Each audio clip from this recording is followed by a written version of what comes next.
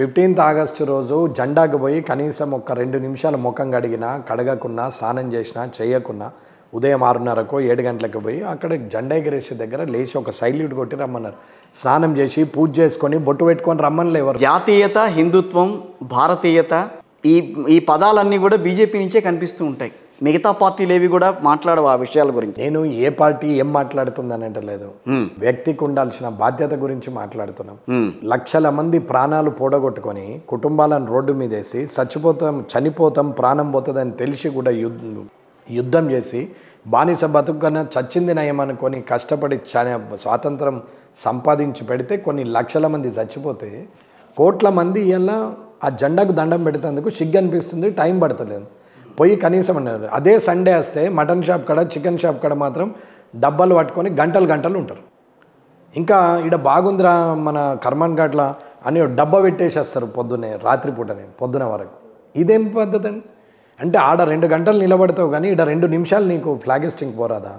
జనగణమన వాడరాదా? అది కూడా నోటికి రాదా?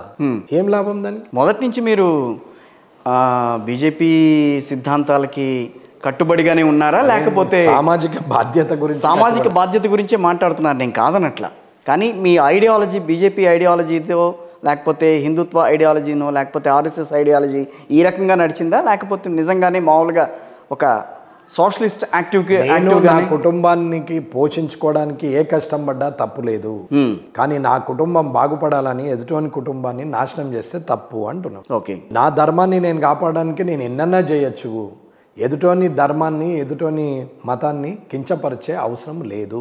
ఓకే, ఇది నేర్చుకోవాలి ఫస్ట్. ఈగో సాటిస్ఫాక్షన్ పనులు చేసే కన్నా సెల్ఫ్ సాటిస్ఫాక్షన్ పనులు చేయాలంటున్నాను. అల్టిమేట్ ఓకే, ఈగో సాటిస్ఫాక్షన్లో ఏమీ హ్యాపీనెస్ ఉండదు, సెల్ఫ్ సాటిస్ఫాక్షన్లో హ్యాపీనెస్ ఉంటుంది.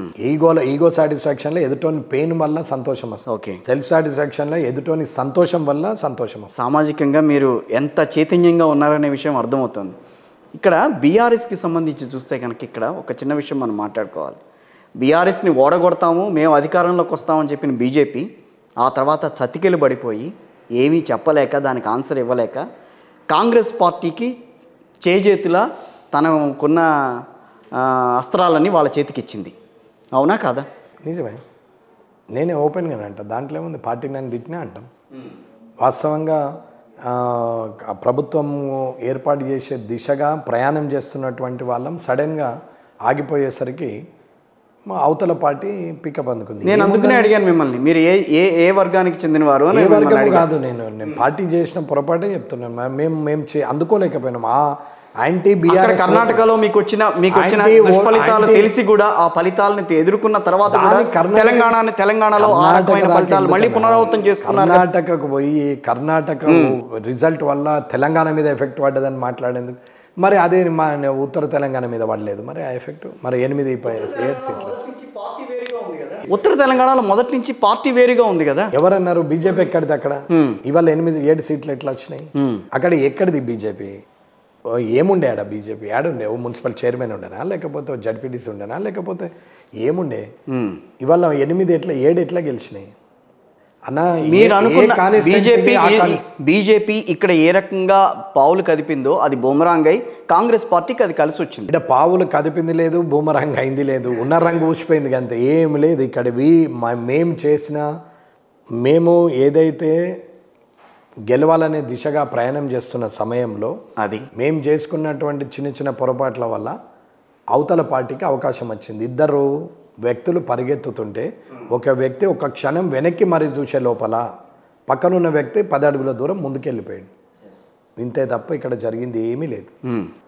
ఆ దూరం అందుకోనంత అయింది. Anti BRS ఓట్స్ని Telangana Bharatiya Janata party వైపు మార్చుకోవాల్సిన సమయంలో అది కాంగ్రెస్ వైపు పోయే పరిస్థితికి వచ్చింది. దానికి బీజేపీ అధిష్టానమా దానికి బాధ్యత వహించాల్సింది? ప్రతి ఒక్కరం నాతో సహా అందరం కూడా, అందరిది తప్పే.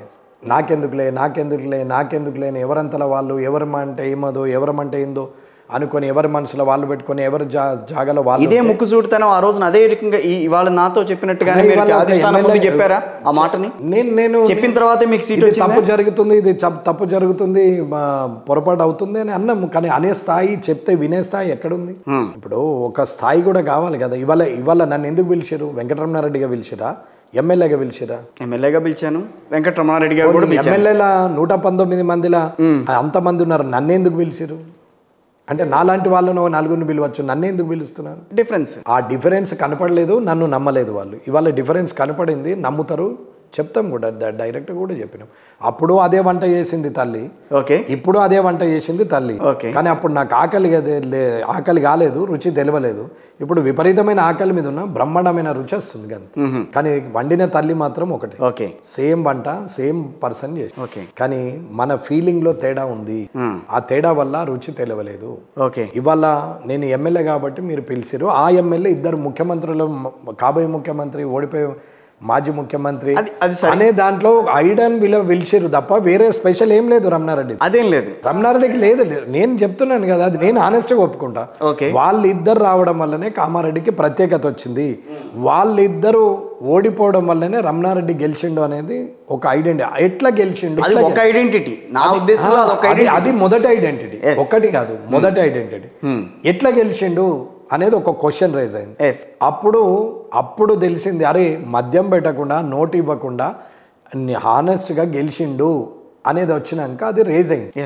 అప్పుడు అందరూ నన్ను అడగడం మొదలుపెట్టారు.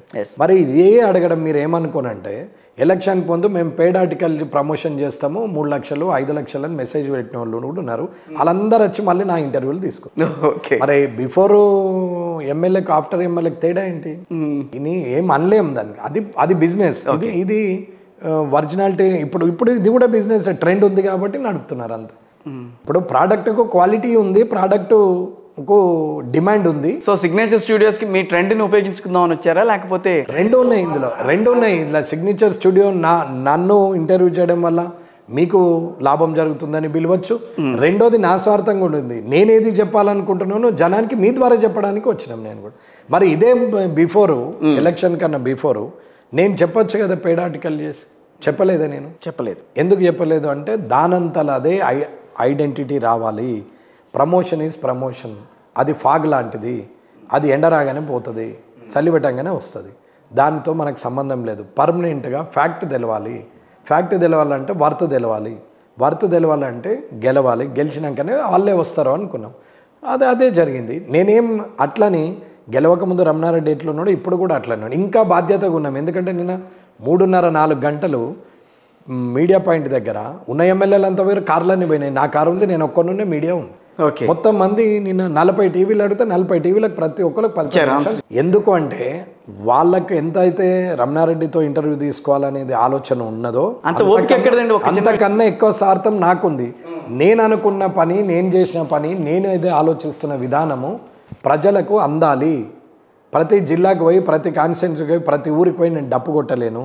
కాబట్టి ఇది తప్ప వేరే మార్గం లేదు. కాబట్టి ఈ మార్గాన్ని ఎన్నుకున్నాం. ఇది నా స్వార్థం.